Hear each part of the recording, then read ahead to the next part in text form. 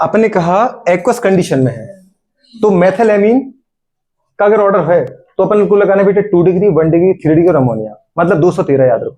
अगर बड़ा ग्रुप आगे मेथिल की जगह पे एथिल, तो गुड़े बात करें जैसे बड़ा ग्रुप बढ़ेगा बेटा बात करें तो प्लस आई इफेक्ट भी तो बढ़ेगा, तो वहां गुड़े 2 डिग्री फिर भी सबसे ज्यादा रहता है, लेकिन गुड़े बात करें पता है 1 से ज्यादा कौन रहता है 3 डिग्री की ज्यादा बेटा बेसिक स्ट्रेंथ बढ़ जाती है, और 1 डिग्री 3 डिग्री से भी बीट हो जाता है, पीछे चला जाता है। और अमोनिया तो दिया सबसे कम रह रही है, लेकिन बेटा बात करें 2 डिग्री का 3 डिग्री से गुड़े बात करें ज्यादा प्लस आई इफेक्ट होने का कारण क्या है?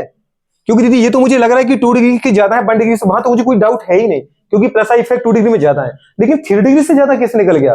तो इसका रीजन क्या है? अपने पढ़ना बेटा बात करें हाइड्रेशन एनर्जी और स्टैटिक हिंड्रेंस कि 2 डिग्री में गुड़े बात करें स्टैटिक हिंड्रेंस कम है, 2 डिग्री में बड़े ग्रुप जुड़े तो स्टैटिक हिंड्रेंस क्या है? ज्यादा है। 2 डिग्री गुड़े बात करें एथिलेमीन इस गुड़े बात करें मोर बेसिक देन बेटा बात करें 3 डिग्री एथिलेमीन, व्हाई गुड़े बात करें ड्यू टू बेटा बात करें क्या लेस स्टैटिक हिंड्रेंस एंड गुड़े बात करें मोर हाइड्रेशन एनर्जी इन गुड़े बात करें 2 डिग्री एथिलेमीन देन बेटा बात करें 3 डिग्री एथिलेमीन। 2 डिग्री एथिलेमीन में दीदी लेस स्टैटिक हिंड्रेंस है कंपेयर टू 3 डिग्री, और गुड़े बात करें मोर हाइड्रेशन एनर्जी है कंपेयर टू क्या? जल्दी बोला करो दीदी बात करें 4 डिग्री।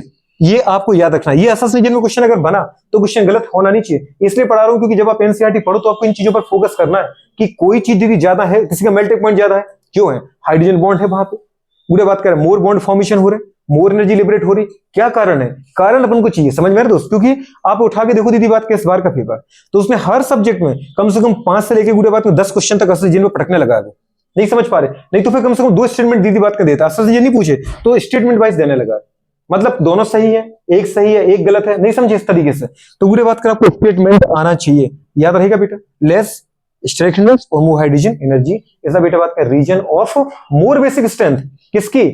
2 डिग्री अमीन की, एथिलेमीन की। अच्छा, जो ऑर्डर बेटा बेसिक स्ट्रेंथ का वही किसका होता है? केबी का, समझ पा रहे हो? इसका उल्टा किसका होगा?